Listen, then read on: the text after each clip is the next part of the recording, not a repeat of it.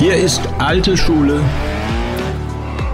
die goldene Ära des Automobils. Über Auktionsergebnisse Pebble Beach reden. Gerne. Monterey Car Week. Ich hatte das große Vergnügen, da gewesen zu sein. Du warst dieses Jahr nicht dabei. Richtig. Nicht live vor Ort, aber du hast was ganz Tolles gemacht. Das habe ich bei dir auf Instagram gesehen und das lohnt sich auf jeden Fall, dir auf Instagram zu folgen. Verlinke ich auch nochmal. Du hast die Auktionsergebnisse der Ferrari-Modelle kurz bewertet und gesagt, erstaunlich, dass der Wagen so viel erreicht hat. Kein Wunder, dass der so wenig erreicht hat und. Hier hat der Käufer einen Fehler gemacht und zu viel bezahlt. Das fand ich so interessant, dass wir darüber unbedingt reden mussten. Wir haben uns ein paar Modelle rausgesucht und die wollen wir jetzt mal durchgehen, irgendwie so ein paar Auktionsergebnisse. Es gibt auch schon einen Podcast mit dir, den kann man also in jedem Podcast-Player hören. Ich habe das gegenseitig verlinkt und im Podcast weise ich auf dieses Video hin und damit legen wir jetzt los. Was sagst denn du insgesamt zu der Auktion? Warst du überrascht oder war es für dich irgendwie vom Preisniveau her so, wie du es erwartet hattest? Oder? Nein, also ich war nicht überrascht, weil ich habe gesagt, es wird dieses Jahr wahrscheinlich etwas schwieriger werden, als es in den vergangenen Jahren war. Und das hat sich auch abgezeichnet. Also wir hatten ja eine ziemlich große Zahl von hochpreisigen Ferrari, die nicht verkauft worden sind. Auktionshaus übergreifend. Es waren ja nicht nur RM und Gooding, sondern es waren ja auch noch Broad Arrow und Bonhams und Mecum. Ja, das hat sich eigentlich bewahrheitet, was ich vorausgesagt habe. Was sich ganz besonders abgezeichnet hat, meines Erachtens, ist der, ja, ich nenne das mal Niedergang des Marktes für 50er Jahre Fahrzeuge. Das ist natürlich markenübergreifend der Fall, aber am Beispiel Ferrari, und das ist ja mein einziger Fokus, wo ich auch was dazu sagen kann, da war es besonders augenscheinlich in Monterey dieses Jahr, weil die meisten 50er Jahre Ferrari einfach gar nicht verkauft worden sind. Was faszinierend ist eigentlich, ne? Im negativen Sinne faszinierend. Also dass Autos, auf die sich Sammler früher gestürzt haben, jetzt sich da die Reifen im wahrsten Sinne des Wortes platt stehen. Und was du mir auch schon gesagt hattest, das betrifft jetzt auch schon Rennwagen. Das war immer noch mal so eine Ausnahme. Bis jetzt waren es eher die Straßenversionen, aber auch Rennwagen aus den 50ern sind nicht mehr so hoch im Kurs. Ja, genau. Es hat natürlich immer mit Begehrlichkeiten zu tun und die 50er Jahre Fahrzeuge sind auch aufgrund der Designsprache zum Teil nicht mehr ansprechend für viele relativ junge Leute, die mit sehr viel Geld am Markt teilnehmen und die sich dann lieber auf jüngere Modelle fokussieren. Und gerade bei den Wettbewerbsfahrzeugen kommen natürlich viele andere Faktoren noch zusätzlich hinzu. Ferrari war ja jahrzehntelang eine gesetzte Größe im historischen Motorsport. Viele Leute sind mit Ferrari mitgefahren, weil sie die Marke lieben und so weiter und so fort. Und weil sie auch kompetitiv war in vielen Kategorien, nicht in allen Kategorien, aber in vielen Kategorien. Und jetzt kommen zwei Dinge zusammen. Zum einen sind die Werte lange Zeit stark angestiegen, sodass du dann dir überlegen musstest, riskierst du in einem historischen Rennen, was ja zum Teil auch mit dem Messer zwischen den Zähnen gefahren wird, riskierst du dein wertvolles Material, wie zum Beispiel ein 250 GT SWB Competizione, der halt zu seiner Hochzeit zwischen 12 und 15 Millionen wert war und der aber gegen einen E-Type fährt, der dann eine Fiberglas-Karosserie hat. Und der E-Type-Fahrer fährt dir dann möglicherweise rein und sagt, hups, sorry, und hat gerade 8 E-Types zermürbelt. Ja, sowas. Und du hast einen ganz enormen Schaden, den du reparieren musst in deiner Aluminiumkarosserie und dazu hast du dann noch bei den ganzen Historikern einen Eintrag in den Datenbänken, verunfallt bei dem und dem Rennen. Ja. Bei dem und dem Hinterbänklerrennen. Ja, genau. Alten Mann am Steuer. Ja. Was eventuell auch dem Wert nicht förderlich ist. Ja? Also mit anderen Worten, aus diesen Überlegungen heraus haben viele Leute darauf verzichtet, mit historischen Ferrari im historischen Motorsport teilzunehmen. Sprich, die Begehrlichkeiten dafür sind fast gegen Null gegangen mittlerweile. Die Fahrzeuge sind zu hochwertig, werden nur noch gesammelt und nicht mehr im historischen Motorsport eingesetzt. Dieselben Leute fahren lieber mit anderen Marken und haben ihre Ferrari-Sammlung zu Hause. Dann kommen andere Dinge hinzu. Die 50er Jahre Ferrari waren ein absolut notwendiges Eintrittsticket für die Mille Miglia. Die Mille Miglia war in den 90er und 2000er Jahren, war das ja das größte überhaupt als Oldtimer-Event, so sage ich das mal. Also ich kann mich entsinnen, wie oft im Jahr ich angesprochen worden bin, ich möchte gern einen Ferrari erwerben, der Mille Miglia tauglich ist. Also es sind ja nur Fahrzeuge bis Baujahr 1957 zugelassen, weil 1957 die letzte originale Mille Miglia stattfand. Und es sind nur Modelle zugelassen, die auch tatsächlich mal an der Mille Miglia teilgenommen haben oder aber zumindest eingeschrieben waren. So, also das heißt auch nicht jedes Ferrari-Modell der 50er Jahre ist geeignet, allerdings die meisten, weil also in den 50er Jahren ist wirklich fast jedes Modell mal dort bewegt worden. So, das war also eine gesetzte Größe. Ich musste nachgucken, wann das war. Ich glaube, es war um 2010 rum, ist dann Ferrari aufgetreten als Partner der Mille Miglia und hat den Tributo Mille Miglia ins Leben gerufen. Sprich eine Rallye, die dieselbe Route fährt wie die historische Veranstaltung Mille Miglia, an denselben Tagen, mit demselben Publikum an der Strecke, aber du darfst natürlich mit jedem Ferrari teilnehmen. Auch mit deinem gerade gekauften Roma oder Puro Sangue, ja, wenn es ganz gemütlich haben mit dem du dann voll klimatisiert durch Italien fährst. Was natürlich bei vielen Leuten ein Argument war, diesen teuren Event zu fahren, sich da einzuschreiben mit dem modernen Ferrari, der sowieso in der Garage steht. Aber es gab keinerlei Veranlassung mehr, einen für den Event zugelassenen 50er Jahre Ferrari zu erwerben, der ein Vielfaches des Neuwagens kostet. Ja, das hat den Markt für diese 50er Jahre Ferrari wirklich nachhaltig dezimiert oder beeinflusst, sage ich mal. Ja? Okay. Wahnsinn, was da alles für Faktoren Einfluss nehmen. Ne? Ja. Wem würdest du eigentlich raten, Autos auf Auktionen zu kaufen? Das ist ja auch mal nochmal so ein eigenes Thema, wo manchmal die Preise im Bietergefecht extrem hochgehen oder sowas. Oder rufen dich teilweise Kunden vorher an und sagen, was hältst du von dem Wagen und bis wohin kann ich da gehen? Das passiert also regelmäßig. Okay. Raten auf Auktionen zu kaufen, kann ich nur in ganz wenigen Ausnahmefällen, muss ich ganz ehrlich sagen. Weil man halt bei einer Auktion nicht die Möglichkeiten hat, ein Fahrzeug so eingehend zu prüfen im Vorfeld, wie man das ansonsten am freien Markt machen würde, was ja vollkommen legitim ist. Ich würde eigentlich nur dazu raten, wenn ein Restaurierungsobjekt zum Aufruf kommt auf einer Auktion, weil dann ist es egal. Da sind ganz bestimmt verschiedene kleine Faktoren, die man abgrenzen muss, also zum Beispiel, ob das Fahrzeug Matching Numbers hat und so weiter. Das kann man auch in der Auktion überprüfen und es wird zum Teil auch vom Auktionshaus als zugesicherte Eigenschaft mitgeliefert. Dann kannst du auch auf einer Auktion kaufen. Wenn du das vorhast, sowas über dich ergehen zu lassen, eine Restaurierung. Guter Ausdruck. Und das andere, die andere Situation ist einfach nur, wenn etwas Einmaliges kommt, die Once-in-a-Lifetime-Chance. Ja? Das ist zugegebenermaßen sehr selten der Fall, aber...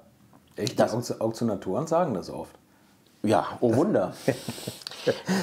Warum sind wir nicht überrascht? Ja, komisch eigentlich, oder? Ja, okay. Aber ich sage mal, wenn irgendetwas aus einem Erstbesitz zum Beispiel kommt, aus einem ersten Familienbesitz kommt, was 50, 60 Jahre alt ist, ja, das ist und das kommt halt nur bei dieser Auktion. Ja, oder besondere Sammlungen, die unter den Hammer kommen, gibt es ja auch manchmal. Ganze Sammlungen gibt es auch, ja, wobei jetzt natürlich niemand eine ganze Sammlung auf der Auktion kauft, also er müsste ja überall der Höchstbietende sein. Ja, klar, aber meine ich ja. Manchmal sind ja einzelne Autos aus bestimmten Sammlungen interessant. Genau. Königshaus-Vorbesitz oder irgendwas. Ja, oder aus welchen Gründen auch immer. Also wenn es wirklich eine Once-in-a-Lifetime-Gelegenheit ist, dann muss ich halt dort kaufen. Ansonsten, also jetzt ein Ferrari, der eine normale Handelsware ist, ich sag mal, was weiß ich, Daytona, 275 GTB4, 330 GTC, all sowas, da gibt es eigentlich wenig Gründe, das auf einer Auktion zu kaufen. Erstaunlich auch manchmal, das stimmt, genau. Also, oder auch 5,99 oder sowas. Ne? Ja, also sagen wir mal mit der F1-Schaltung, irgendwie, wo ich denke so, okay, also da könnte ich jetzt auch normal fast zum Händler gehen, ne? Auf dem Hof gucken, was der stehen hat, ne? Oder fast schon bei Mobile gucken. Ja. Lass uns mal über einzelne Autos reden. Fangen wir doch mal an mit einem Auto, was auch hier ein bisschen durch die Medien gegeistert ist. Das ist er, ne? Ja, ein guter Bekannter von mir. Ein guter Bekannter von dir, ja. Und ich glaube, wir können den Namen nennen, auch wenn du ihn jetzt nicht nennst, aber in der Bildzeitung war von Michael Ballack die Rede. Ja. Wir reden von einem 1960er Ferrari 250 GT SWB California Spider mit Plexiglas-Scheinwerfern, deine letzten 50 Liter, die du da drin verfahren würdest. Ja. Ich weiß nicht, ob es genau der war. Hier steht jetzt 17 Millionen US-Dollar. Ich glaube, für 15,5 Millionen ist das dann da unter den Hammer gekommen. Dann gibt es ja immer noch ein Aufgeld. Ein sagenhafter Preis für den Wagen? Oder sagst du, das ist gerechtfertigt? Oder warst du überrascht? Oder?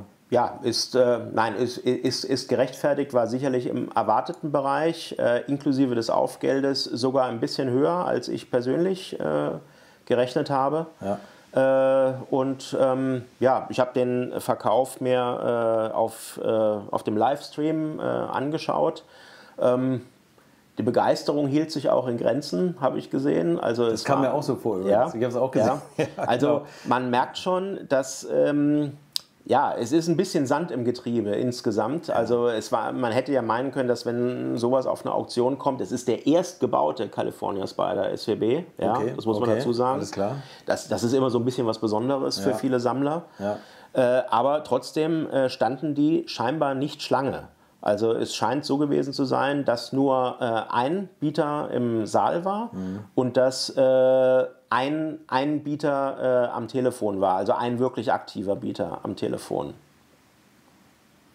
Auch immer so eine Sache. Gibt es das manchmal auch, dass da Leute anrufen aus dem Nebenzimmer und sagen, hallo, ich habe da noch ein höheres Gebot, in der Hoffnung, dass der im Saal mehr bietet vielleicht. Das soll durchaus vorkommen, ja. Aber na gut, wollen wir nichts mutmaßen.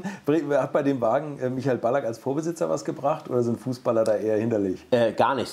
Das Auktionshaus hat ihn ja auch nicht mal erwähnt. Hat ihn nicht genannt? Nein, hat ihn nicht genannt. Ich habe mich nur gefragt, ob das irgendwie der Presse lanciert wurde oder ob die da selber drauf gekommen sind. Weil das war wirklich weltweit in den Medien, Michael Ballack war der Vorbesitzer von dem Wagen. Ne? Ja, das wird jemand recherchiert haben. Ich meine, er hat ja auch kein Geheimnis draus gemacht. Es steht auch auf einer bekannten unabhängigen Website, die sich mit dem Thema befasst. Da stand es auch drauf. Ja, ist auch kein Problem, das zu recherchieren für einen Journalisten, hoffe ich mal. Ja. Und so ist das halt thematisiert worden. Und man muss halt noch vorausschicken, ich habe das Fahrzeug in 2008 beschafft, ursprünglich. Er hat an die Firma Eberlein, wo er damals Kunde war, den Auftrag gegeben, dass er sowas gerne hätte. Und ich habe mit einem der Verkäufer das Fahrzeug dann quasi für ihn beschafft. Also ich wusste, wo es das Fahrzeug gibt. Der Verkäufer hatte mich darum gebeten. Wir sind auch zusammen nach Kalifornien damals geflogen und haben das abgewickelt. Und deswegen ist das eine besondere Erinnerung für mich. Okay, ja, hoffen, dass er in gute Hände kommt. Nochmal Thema prominenter Vorbesitz. Ich könnte mir vorstellen, dass der Wagen jetzt nicht in der Hand von Michael Ballack, aber Michael Schumacher vielleicht tatsächlich noch ein anderes Aufgeld wert gewesen wäre, oder? Wo man dann sagt, hier prominenter Formel-1-Rennfahrer als Besitzer oder ist das, wenn da jetzt ein Kunde kommt und sagt, ich will das unbedingt oder Phil Collins hat den Wagen gehabt oder so, sagst du, das ist eigentlich gerade wurscht, wer den hatte? Das ist ehrlich gesagt, bei dieser Art Auto ist das fast Wurst. Okay.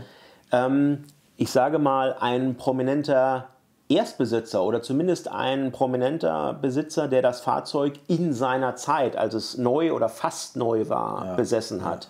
Das ist manchmal eher ausschlaggebend. Ich denke da an den 250 GT California Spider SWB, den Alain Delon sich als jungen Gebrauchten zugelegt hatte. Mensch, gerade verstorben. Ja, das stimmt. Ja. Das Fahrzeug zum Beispiel, da gab es ja einen riesen Hype drum, als der in 2016 war es, glaube ich, versteigert worden ist von Art Curial in Paris. Ja. Weil nachdem er als Barnfind wirklich in einer französischen Sammlung aufgetaucht war, nachdem jahrzehntelang viele Leute nicht wussten, wo er war. Ja, gut, das ist natürlich nochmal eine andere coole Geschichte. Ne? Ja, also es gibt bestimmte Leute, die in ihrer Zeit besondere Coolness-Symbole waren, wie also sicherlich Alain Delon oder auch ein bisschen Johnny Hallyday in Frankreich zum Beispiel. Ja, der hat auch gerne Ferrari und Lamborghini gefahren. Dafür gibt es auch einen Fankreis. Und international ist natürlich Steve McQueen ein sehr bekanntes Beispiel dafür, der viele Sportwagen gehabt hat und die haben auch absolute Rekordpreise erzielt bei Verkäufen vielfach, weil der King of Cool. Viele Leute hoffen, dass es auf sie abfärbt wahrscheinlich. Die Mutter aller prominenten Vorbesitzer eigentlich. Steve McQueen. Ja, das stimmt. Und ja, da zahlt man gerne ein kleines Aufgeld. Ja, oder auch ein großes. Oder auch ein großes, genau. Gehen wir mal rüber zu Gooding. Die haben auch einen 250 GT gehabt, SWB. California Spider, ja. Unverkauft. Ja. Und das zeigt auch auf, wie sich der Markt momentan wandelt. Weil also früher wäre das ein No-Brainer gewesen. Es wäre meines Erachtens in jedem Fall verkauft worden, weil diesen California Spider SWB mit Covered Headlights ist, der keine Fragen aufwirft. Der ist, glaube ich, auch zertifiziert. Okay. Er hat Matching Numbers. Ja, ticks all the boxes, mit Ausnahme, dass er nicht in seiner Originalfarbkombination ist, die aber auch noch geil ist, nämlich dunkelblau mit Lederrot.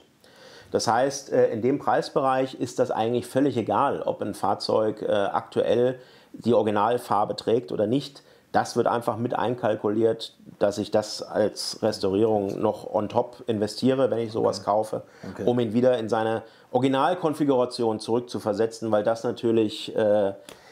ja, wie soll man sagen, das ist der Idealfall unter Sammlern. Ja. Und es ist bezeichnend, dass das Fahrzeug keinen Abnehmer gefunden hat. Die frühen 60er Jahre schwächeln einfach genauso wie die 50er Jahre schwächeln. Okay. Also der Asking-Preis 15,5 Millionen. Dafür ist der andere quasi verkauft worden. Ja. Der Michael Ballack-Wagen. Ja. Kommen wir mal zum nächsten Auto. Ein Auto, was ich cool finde. Wir haben im Podcast schon drüber gesprochen. Ich hatte es als Plakat auf dem Miami Vice Plakat. Wir reden über den 1972er 365 GTS Daytona Spider als Spider. Ja. Wohlgemerkt. Und mit Klappscheinwerfern. Ja.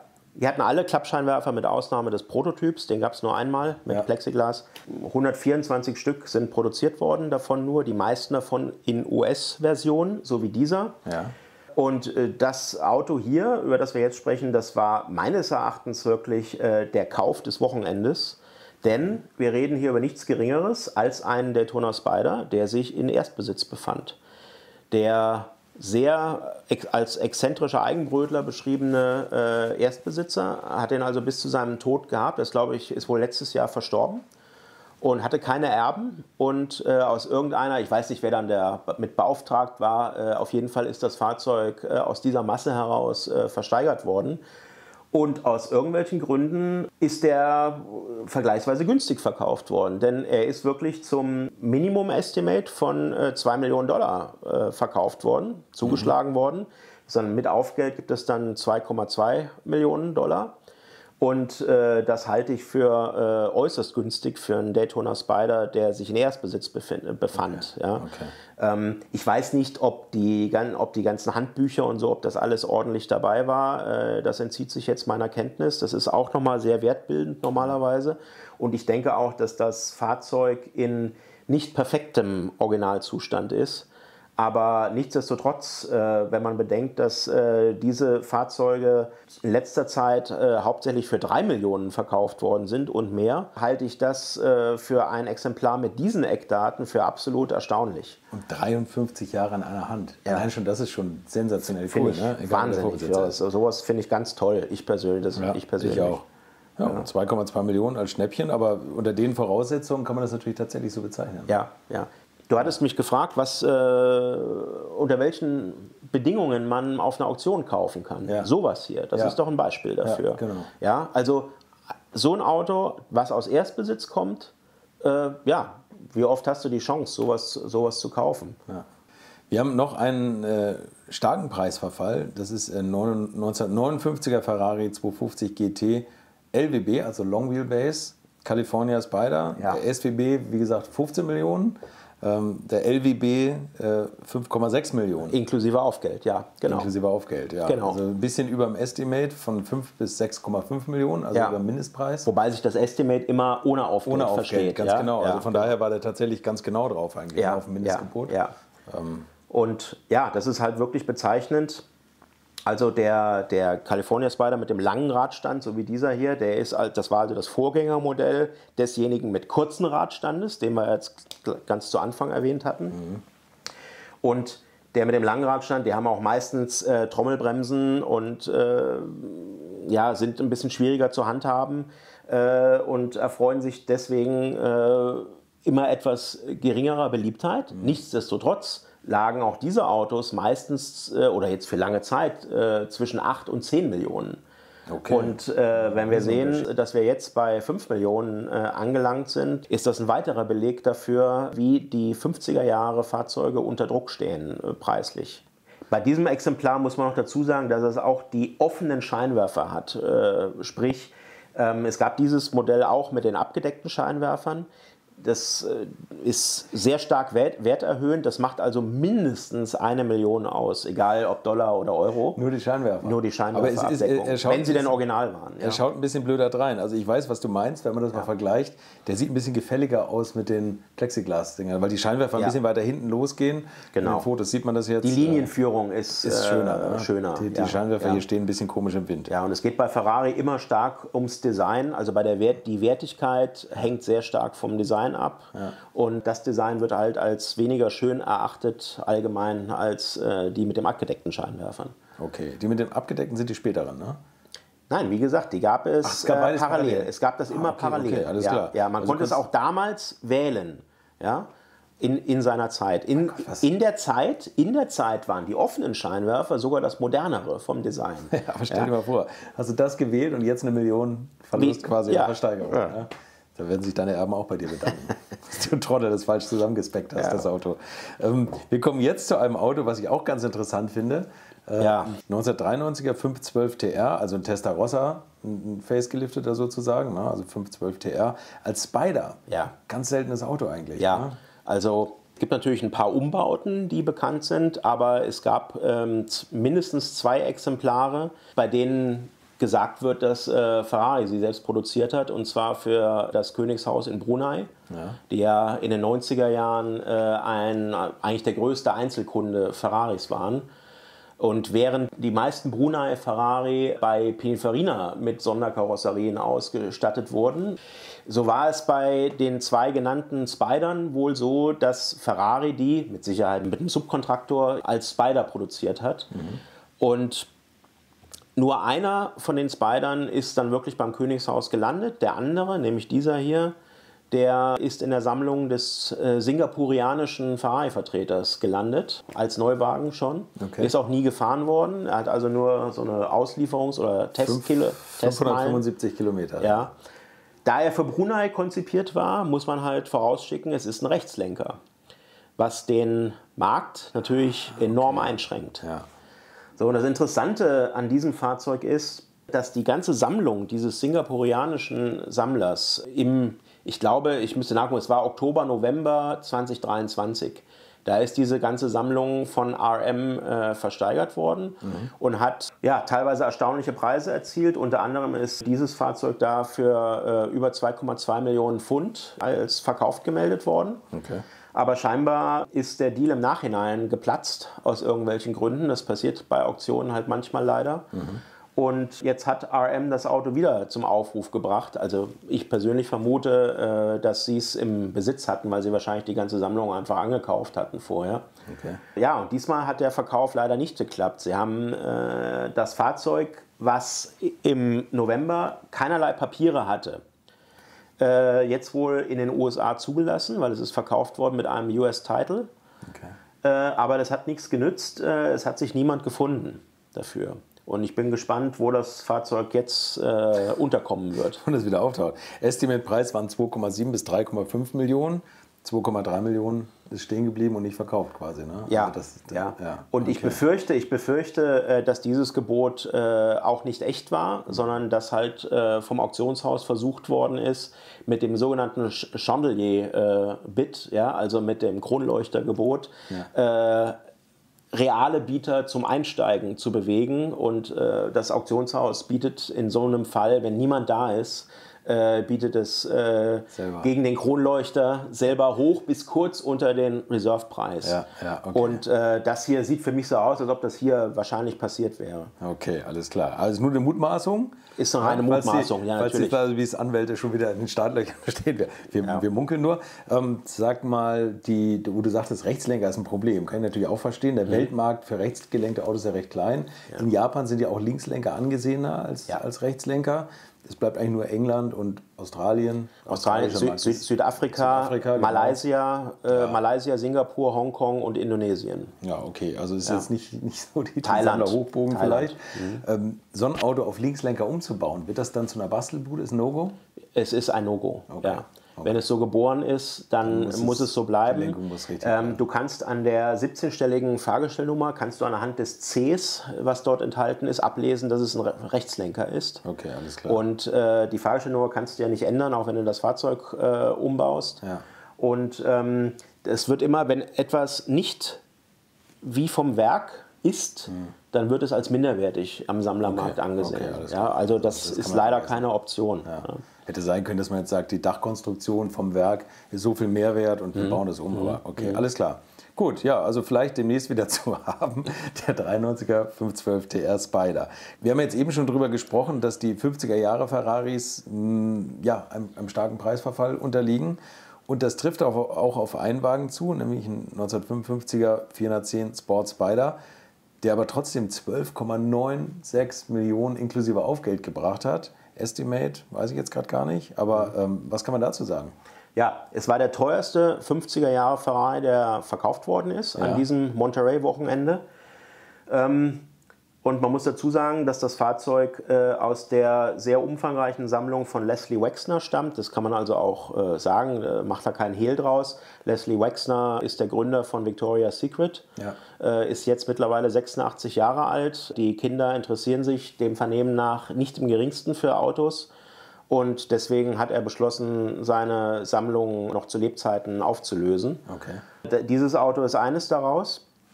Und auch wenn der Preis jetzt immer noch erklecklich ist, muss man halt dazu sagen, dass er meinen Informationen zufolge wahrscheinlich fast 10 Millionen Dollar innerhalb von 10 Jahren verloren hat daran, weil er hat das Fahrzeug während der Hosse in 2014-15 gekauft. Ja. Damals ist ein Preis kolportiert worden von 23 Millionen Dollar. Was jetzt auf dem Kaufvertrag schlussendlich stand, weiß ich natürlich nicht. Ja, okay. Aber für den Preis war es im Markt. Und wenn es im Markt war, du kannst davon ausgehen, vielleicht hat er dann auf 21 runtergehandelt. Aber auf mehr wahrscheinlich nicht. Beziehungsweise also auf weniger nicht. Auf weniger nicht. So, und jetzt für 12 oder 11? Und er hat jetzt, es gab jetzt glaube ich 11,7 so aus dem Kopf dafür. Und das ist natürlich bitter, sowas. Ja? Und auch das ist ein Beispiel dafür, dass die 50er Jahre im Niedergang sind am Markt. Ja? Die werden natürlich irgendwo den Boden finden und dann finden sie auch wieder Käufer, scheinbar. Ja. Aber es ist schwierig. Es ist sehr schwierig. Das Auto ist übrigens, habe ich gehört, von Gregor Fiston gekauft worden. Wahrscheinlich für einen Kunden. Also wird wohl nach England kommen, möglicherweise. Okay. Ein Auto, was ich cool finde, was ich eigentlich auch eher dem Victoria's Secret Gründer Leslie Wexner zugeordnet hätte, allein aufgrund der Farbgebung, ist ein mintfarbener Ferrari F40. Da kann ich mir auf jeden Fall die Victoria's Secret Models gut drin vorstellen, auf dem Beifahrersitz. Finde ich sensationell, das Auto. Und da haben wir ja auch im Podcast schon drüber gesprochen. Das ist ein Auto aus einer Zeit, wo die aus Europa gerne nach Amerika rübergehen. Und das hier war, glaube ich, auch ein Europamodell, ne? Ja, genau. Das ist ein in Deutschland ausgelieferter F40. In der Farbe original? Nein. Es gab den F40... Nur in Rosso Corsa mit roten Stoffsitzen. Ja. Stoffa Vigonia hieß das Material. Ja, das war die einzige Konfiguration, in der es eine F40 aus dem Werk gab. Auch nicht in Gelb, auch nicht in Schwarz, was immer wieder kolportiert wird. Ja. Alles, was wir an F40 in anderen Farben heute sehen, ist umlackiert. Und Punkt. das ist ja auch nicht so geil. Das hast du mir mal gesagt bei einer Auktion. Man sieht natürlich, wenn die einen Unfall hatten und auch wieder rot überlackiert werden, man sieht nicht mehr die Carbonstrukturen. Richtig. Das kriegt ihr auch nie wieder hin. Ja, die Kevlar-Wabenstruktur hier, genau, die sieht man beim F40 im Erstlack durch die Lackschicht hindurch. Ja. Und das ist bei nachlackierten Fahrzeugen halt in aller Regel nicht mehr der Fall. Und das ist eigentlich ein Qualitätsmerkmal für einen F40, aber gut, bei diesem Exemplar wusste man ja, dass er umlackiert ist. Das Fahrzeug hat meinen Aufzeichnungen zufolge hat er 2 Unfälle in seinem Leben gehabt. Beim ersten habe ich es vor vielen, vielen Jahren einfach durch Hörensagen mitbekommen.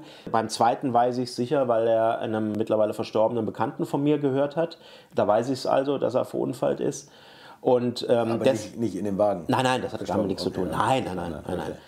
Deswegen ist auch dieses Fahrzeug ausgewählt worden von dem Einlieferer, um ihm eine spezielle Lackierung zu verpassen, nämlich in diesem Mintgrün. Der Einlieferer hat es auch immer als Minty bezeichnet. Ja. Ursprünglich soll das Verde Pallido sein. Das heißt übersetzt blassgrün auf Italienisch. Eine Farbe, die es jetzt wieder bei Ferrari gibt und die darauf zurückgeht, dass ein 250 GTO seinerzeit in der Farbe verkauft worden ist, lackiert worden ist zumindest, weil das damals die Farbe des Rennstalls war, UDT Laystall. Okay. Und daran angelehnt ist jetzt auch dieser F40 in der Farbe lackiert worden. Ich muss dazu sagen, für mein Dafürhalten haben sie den Ton nicht ganz getroffen. Es ist ein Ticken zu hell, aber ist egal. Ist eh schon deswegen egal. haben sie auch nur Minty genannt. Ja, genau. Ja, es ist ein europäisches Modell. Es ist jetzt 32, 34 Jahre alt, kann problemlos in den USA zugelassen werden. Deswegen haben sie diesen F40 jetzt auch in die USA gebracht, um dort vielleicht etwa auf einen höheren Preis zu hoffen, weil die Preislage in den USA noch einen Ticken höher ist als bei uns normalerweise. Okay. Dieser hier ist in F40 Maßstäben sehr günstig verkauft worden. 1,79 inklusive Aufgeld, muss man sagen. Genau. Während wir uns bei F40 normalerweise bei über 2 Millionen bewegen, in jedem Fall, also recht deutlich über 2 Millionen sogar.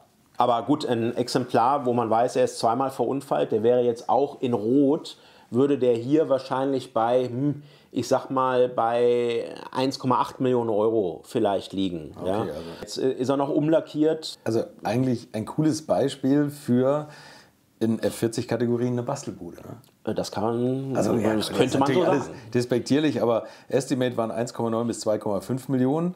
Aber ich finde es ja lustig, 31.000 Kilometer hat er auf der Uhr, umlackiert, zweimal verunfallt, 1,8 Millionen. Ein geiler Daily.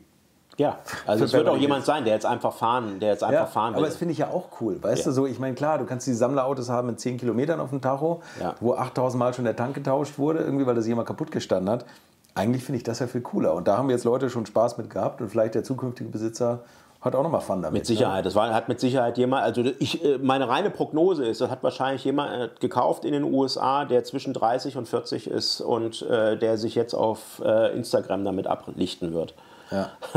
Das tippe ich mal drauf. Ja, ich bin sehr gespannt, wo er wieder auftaucht. Da schauen wir mal drauf. Noch ein Auto bei AM und das ist, glaube ich, auch wieder ein Beispiel dafür, dass du Euro-Autos gut in die USA verkaufen kannst. 1995er Ferrari, das, was du auch gesagt hast, F512M, also die letzte Iterationsstufe des Testarossa. Estimate waren 500.000 bis 600.000 Dollar, inklusive Aufgeld 544.000. Hat jetzt auch nicht übertrieben viel Geld gebracht. Ja, ein Freund, der vor Ort war, hat mir gesagt, er hat das Auto mit einem schichtigen Messgerät durchgenommen und hat auch festgestellt, dass also er nachlackiert ist. Ja, das haben die Amis natürlich auch gemerkt. Und bei den Amis gibt es maximales Geld, gibt's nur, wenn alles passt. Ja, also sprich auch absolut Erstlack zum Beispiel und sowas, dann gibt es das ganz große Geld und ansonsten gibt es halt diese Art von Geld und was halt aber immer noch mehr ist, als es bei uns momentan gibt. Ja, also weil die Nachfrage nach F512M ist in den USA noch so groß, dass es da in jedem Fall mehr gibt als bei uns. Und ich meine, die F512M waren ja auch schon mal eine Ecke günstiger, ne? Eigentlich. Ja, war auch mal normal. Wir kommen von 70.000, 80.000 Euro. Eben, genau. Ja. Und eigentlich ja, wenn man jetzt mal sagt, also ich suche ein Auto zum Fahren, wie findest du da die Testarossa-Generation? Sind das Autos, wo du sagst, die fahren auch noch toll oder gibt es da bessere Autos? Ab 512 TR ist es wirklich schon toll. Also ich fahre gerne 512 TR. Ja. Der Testarossa, die Ursprungsform, hat an verschiedenen Dingen gelitten. Also er hat schlechte Bremsen ab Werk, das ist einfach so. Also für einen Sportwagen, ja. Und speziell aus heutiger Sicht, wo wir anderes gewöhnt sind. Ja. Die Sitzposition ist ein bisschen merkwürdig für viele Leute im Testarossa. All das war im 512 TR bereits ausgemerzt. Und der F512M als letzte Iteration hat vom Fahren her das wirklich alles perfektioniert, was man perfektionieren konnte. Also das ist wirklich toll. Der leidet nur unter seinem Design, was die Gemüter spaltet, sage ich mal, ne? Woran sich die Geister spalten. Fällt mir auch schwer. Also ich finde ja den Ur-Testarossa inzwischen, muss man sagen, wieder cool. Also den hatte ich damals mal als selbst zusammenzubauendes ferngesteuertes Auto von meinen Eltern bekommen, was ein bisschen komplex damals war zum Zusammenbauen. Und da hatte er noch die Klappscheinwerfer, also die Urversion auch mit diesem einen Spiegel, der da an diesem langen Arm rausging, der immer abgebrochen ist, bei mir zumindest, weil ich ihn nicht richtig festgeklebt habe. Und ich finde danach, dieser 512, der leidet darunter, dass er eigentlich eine moderne Front hat und dieses 80er Jahre Design Lufteinlass-Zeugs an der Seite. Ne? Also so ein bisschen Lametta, aber dann doch so glatt gebügelte Front, was ja ein bisschen an 355 nachher erinnert und wo dann ja auch die Nachfolger das dann schon übernommen haben. Und von daher finde ich den fast ein bisschen unharmonisch. Ja, war auch damals ein Kritikpunkt. Selbst als er erschienen ist, war das schon ein Kritikpunkt. Ja. Ja, die Frontschürze ist entspricht der Designsprache des 355, wie du richtig sagst. Der 355 hat ja allerdings noch Klappscheinwerfer gehabt, reine Klappscheinwerfer, während sie beim F512M dann schon die Plexiglas abgedeckten Scheinwerfer eingebaut haben. Die halt auch der größte Kritikpunkt an dem Design sind, weil viele Leute sagen, es würde das Design stören, es würde die Linie stören. Ja? Und ich habe das damals auch so empfunden und mittlerweile, muss ich aber sagen, habe ich mich daran gewöhnt. Ich habe auch, als er rausgekommen ist, kann ich mich noch entsinnen, habe ich auch die Räder gehasst. Die hat ja ein Turbinendesign, ja, die Felge hat ja ein Turbinendesign. Und ich habe das damals aus welchen Gründen auch immer, ich habe das total abgelehnt für mich. Ja? Und mittlerweile ist das sicher eigentlich ein tolles Designelement, finde ich, da es in dieser Form auch bis vor wenige Jahre eigentlich gar nicht wiedergekommen ist bei Ferrari. Ne? So ein Design haben sie sich lange Zeit nicht nochmal rangetraut. Felgendesign. Das stimmt. Ja, lustiges Auto. Komische Front irgendwie, wenn man das sieht. Also genau, Plexiglas, dann unten diese runden Nebelscheinwerfer. Ja. Und, aber fährt sehr gut und ist mit 501 gebauten Exemplaren ziemlich selten. Gibt es sowas bei Ferrari? Das wäre ja eigentlich prädestiniert dafür, wie bei Porsche, wo man diese Restomod-Geschichten macht, wo man neuere 964 auf älter umstreckt. Gibt es das hier auch oder könnte man das machen, dass man die alte Front daran setzt und trotzdem die tolle Sitzposition innen hat? Kennst du sowas? Nein, gibt's. Also ist mir kein Fall bekannt. Nein. Müssen wir vielleicht mal anfangen. Aber jetzt schon mal so, der Trend ist gesetzt, jetzt könnt ihr basteln. Ein Auto, was auch ganz interessant ist, wo du gesagt hast, schlechte Historie und vielleicht das Buch nicht gelesen, ist ein Auto, was natürlich extrem viel Geld gebracht hat, ein F50. Ja. Ferrari F50, Baujahr 95, 8.500 Meilen erst. Ja. Estimate 4,5 Millionen bis 5 Millionen und hat gebracht, inklusive Aufgeld, 5,5 Millionen. Ja, hat mich überrascht, speziell bei diesem Fall. Er ist jetzt zwar in absolut typisch amerikanisch perfektem optischen Zustand. Sieht man auch daran, dass er bei verschiedenen Ferrari-Konkursveranstaltungen Platinum gepunktet hat. Also das ist die höchste Kategorie bei einem Concours d'Elegance, abgesehen von Sonderpreisen. Aber wenn man in die Historie dieses speziellen Exemplars schaut, dann sieht man, dass der ist in Rosso Corsa als US-Version ausgeliefert worden und ist dann aber von vom Erstbesitzer sehr schnell in Azzurro California umlackiert worden. Also sprich ein hellblau Metallic, auch aus der Ferrari Range, aber eine Umlackierung. Und eine Umlackierung ist am Sammlermarkt immer etwas, was wertmindernd ist. Das Auto ist dann irgendwann nach längerer Zeit wieder auf das originale Rosso Corsa zurücklackiert worden. Aber diese mehrfache Umlackierung, also sprich zweimal lackiert worden, das ist bei einem F50 eigentlich ein stark wertminderndes Element, wenn man sich das überlegt. Und deswegen finde ich das hier besonders erstaunlich, dass das Auto so hochgegangen ist. Ich habe schon aus Spaß gesagt, wahrscheinlich hat der Höchstbieter den Katalog nicht gelesen. Weil also ist kein Hehl draus gemacht worden, dass er umlackiert war. Ne? Okay. 5,5 Millionen, also ist das ein Rekordpreis für einen F50? Nee. Auf der Auktion ja. Krass. Ja, erstaunlich, da hat der Verkäufer Glück gehabt. Ja. Siehst du, kann man auch manchmal haben. Ja. Dann kommen wir auf einen, und da haben wir ja schon beide gesagt, 550 Maranello. Ich finde den fantastisch. Irgendwie, du hattest mal einen? Nee, 575, genau, also ja. noch einen drüber. Dicht dran, genau. Verkauft für $417.000 inklusive Aufgeld, und Estimate waren 300.000 bis 350.000, allerdings erst 1278 Meilen. Ja, und das ist auch die Quintessenz aus diesem Auto, nämlich in den USA sind Fahrzeuge mit Auslieferungskilometern oder mit extrem wenigen Kilometern nach wie vor der heilige Gral. Es ist zu einem gewissen Teil in Europa natürlich auch so, aber es ist in den USA deutlich ausgeprägter. Und warum ist das so? Meines Erachtens ist das so, weil wir in den USA diese Concours d'Elegance-Szene haben, die viel weiter verbreitet ist, wo es gibt markenübergreifende Concours-Events und es gibt auch spezielle Marken-Events, zum Beispiel das Carolino Classic in Florida jedes Jahr für Ferrari. Und wenn man in den USA so ein Fahrzeug hat, das in komplettem Originalzustand ist, unberührt, fast ungefahren, ja, und alle Bücher sind dabei und es ist Erstlack und so weiter und so fort, dann hat man halt schon von vornherein sehr gute Chancen, Platinum zu scoren, wie die so schön sagen, oder auch auf Sonderpreise, zum Beispiel in der Preservation Class, ja, also sprich in der unangetasteten Klasse, ja, wo die Fahrzeuge quasi im Auslieferungszustand sein müssen. Ja. Und deswegen erfreut sich das da so einer Beliebtheit. Wir in Europa haben keine wirkliche Concours-Szene. Wir haben vereinzelte Events wie Villa d'Este Villa d'Este oder in England oder so. Aber wir haben da noch keine Szene. Deswegen ist die Nachfrage nach solchen Fahrzeugen in den USA deutlich ausgeprägter als bei uns. Wäre für mich tatsächlich auch ein Auto, also klar, gut, ich würde natürlich noch auf den Dollar achten, aber oder aufs Geld achten. Ich würde ja so ein Auto, gerade ein 550 Maranello, wahnsinnig gerne haben, auch zum Fahren. Und da bin ich natürlich immer hin und her gerissen. Erstmal zahlst du $150.000 Aufgeld oder 50% mehr dafür, dass er nichts gelaufen hat. Und dann ist es ja auch wieder zu schade zum Fahren. Ne? Also das ist ja irgendwie, wenn du, egal, du fährst da 5.000 Kilometer drauf, das ist mal das Dreifache von dem, was er jetzt hat. Das zerstört den Mehrwert komplett. Zerstört alles. Also eigentlich finde ich, müssen solche Autos, da müsste sich der Markt eigentlich teilen, solche Autos müssen so erhalten bleiben.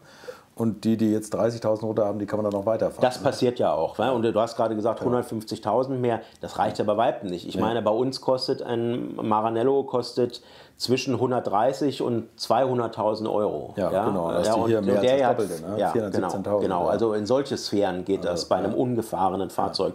Und bei so einem Ergebnis weißt du auch, dass dieses Fahrzeug nicht gefahren werden wird, sondern es wird als Concours Queen dahin getrailert auf dem Anhänger, wird dann voller Stolz gezeigt und wird vielleicht mal über irgendeine Rampe gefahren, ja, dann kommt pro Concours, kommen dann 1-2 Meilen vielleicht dazu und das ist es dann. Das ist der Lauf der Dinge.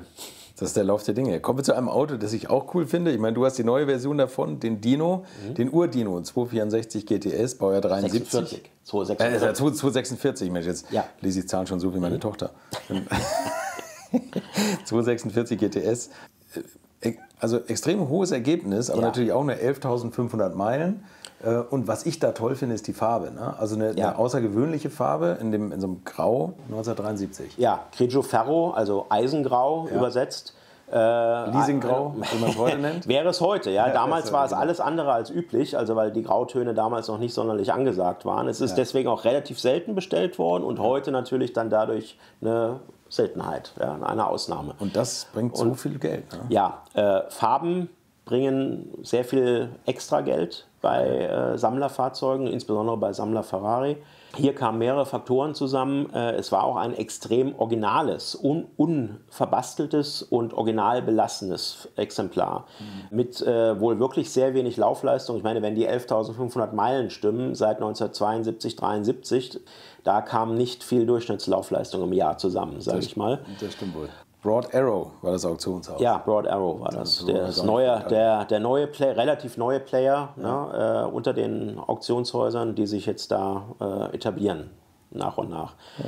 Und haben hiermit ein sehr hohes Ergebnis erzielt durch Originalität und seltene Farbe.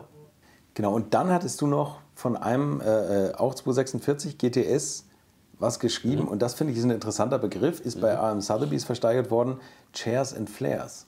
Steht dahinter. Was hat es denn damit auf sich? Ja, das ist ein feststehender Begriff in der Ferrari-Szene geworden. Es kommt natürlich aus der amerikanischen Ferrari-Szene. Und zwar beschreibt das zwei begehrenswerte Optionen aus der Zeit. Also die konnte man als Extras bestellen. Und zwar sind mit den Chairs gemeint die optionalen Ledersitze im Daytona-Design. Zur Zeit des Dinos wurde ja als 12-Zylinder-Topmodell der Daytona parallel gebaut und der war ausgestattet mit Ledersitzen in einem Design mit Querstreifen, mit andersfarbigen Querstreifen. Okay. Und dieses Design konnte man gegen ein bisschen Aufgeld auch im Dino sich bestellen. Und das ist heute natürlich viel begehrter als die originalen Vinyl, als die standardmäßigen Vinylsitze. Ja.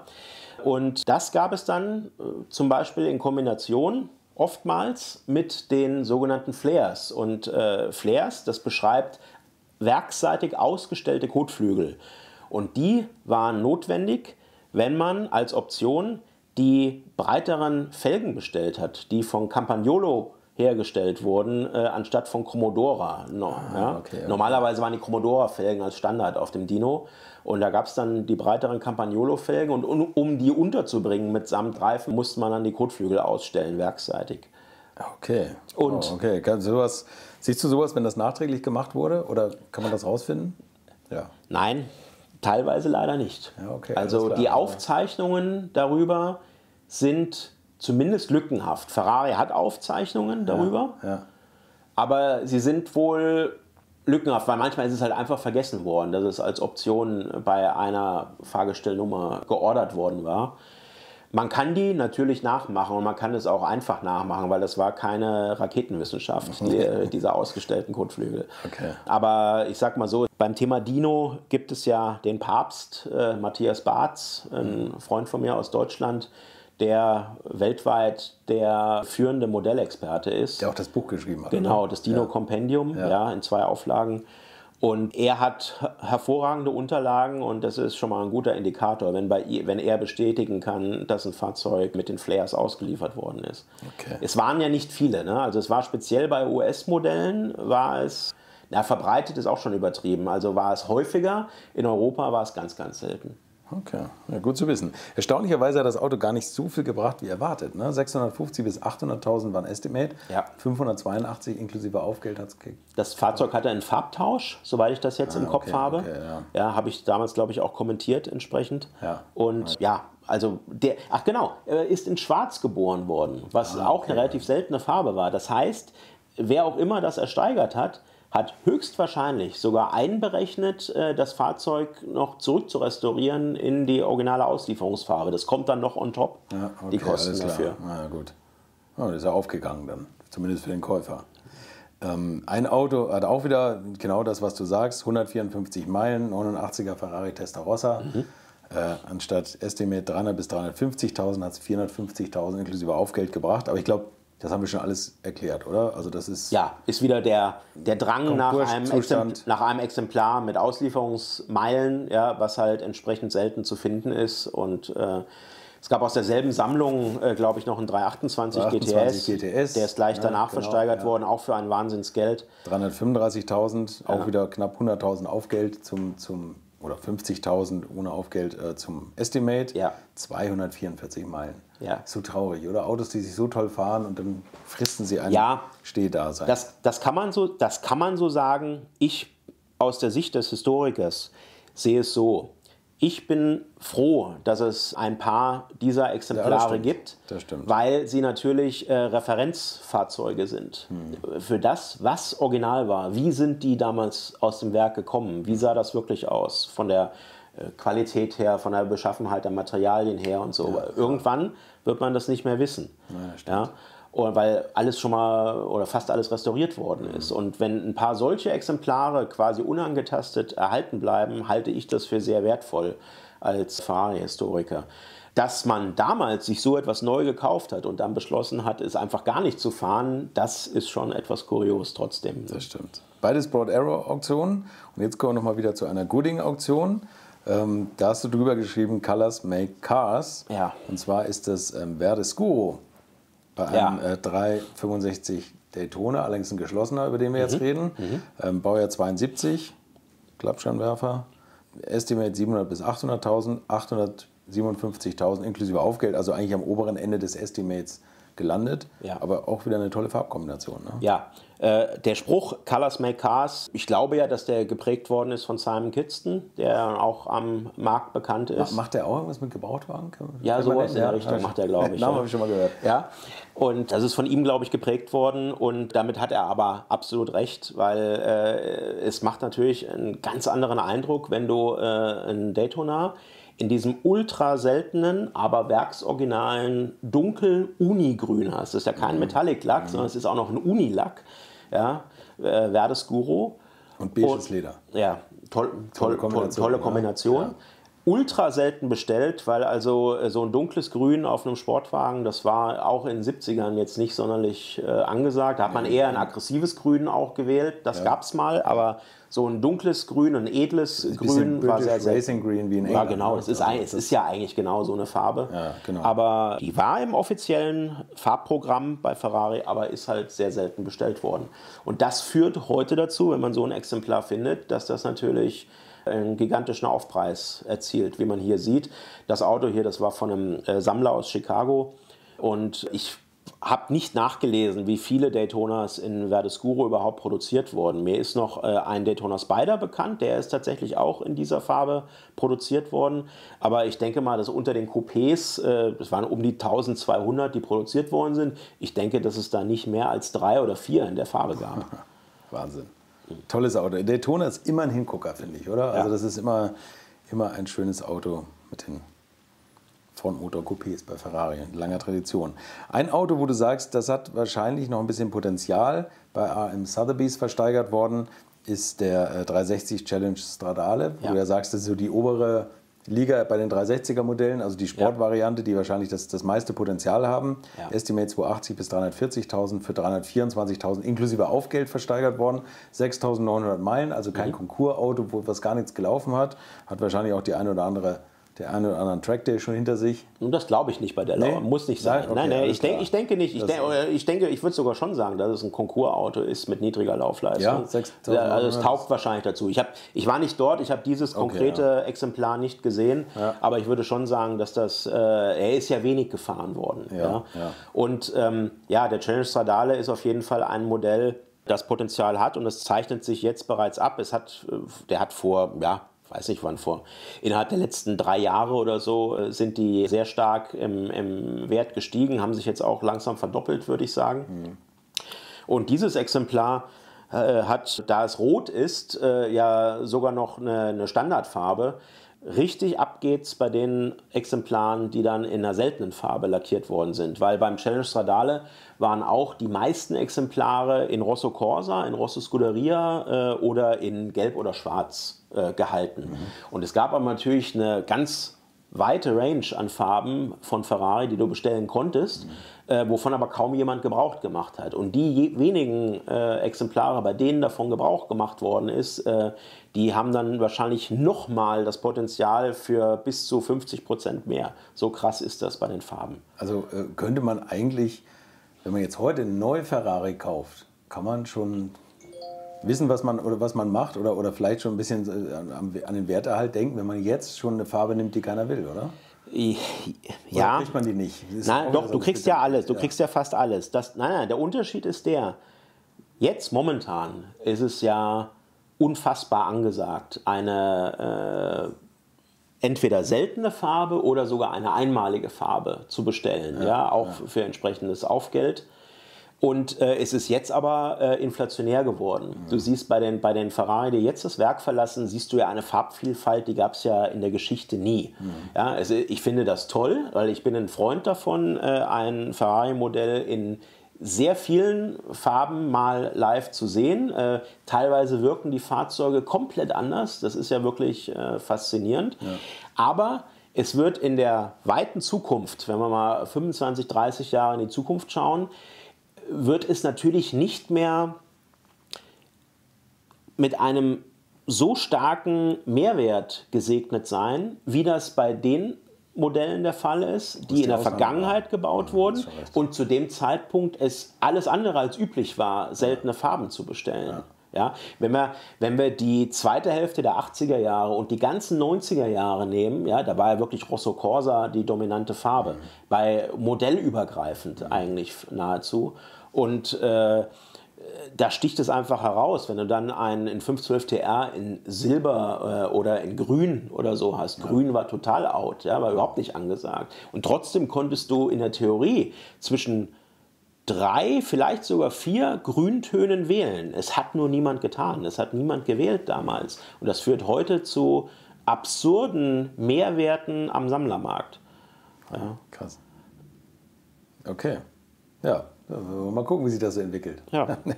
Was haben wir hier noch? Ah ja, das ist auch ein gutes Beispiel dafür, für seltene Ausstattungen. Ein 599 GTB Fiorano, aber mit 6-Gang Handschaltung. Das ist, glaube ich, der letzte Ferrari, den man noch mit Handschaltung kaufen konnte, oder? Oder gab es den Nachfolger? Ja, es gab, du konntest dem California, der teilweise parallel gebaut worden ist, ab 2009 oder 10 war das, glaube ich, da gab es auch 6 Stück oder so mit Handschaltung. Ja, okay. Aber das ist noch seltener. Ja, also, ist noch seltener. Aber das, wo so wirklich noch Handschalter bestellt wurde, eigentlich auch nur, glaube ich, 60 oder 70 Stück, oder? Ja, oder noch weniger. Ich kenne die genaue Zahl nicht. Es werden auch verschiedene Zahlen kolportiert. Schlussendlich weiß es nur Ferrari, aber du siehst, dass die handgeschalteten 599 am Markt ultra selten auftauchen. Und $610.000 inklusive Aufgeld. Habe ich auch sogar schon mal teurer gesehen. Ja. 650.000 habe ich schon mal gesehen. Aber die normalen mit Automatik werden verkauft für...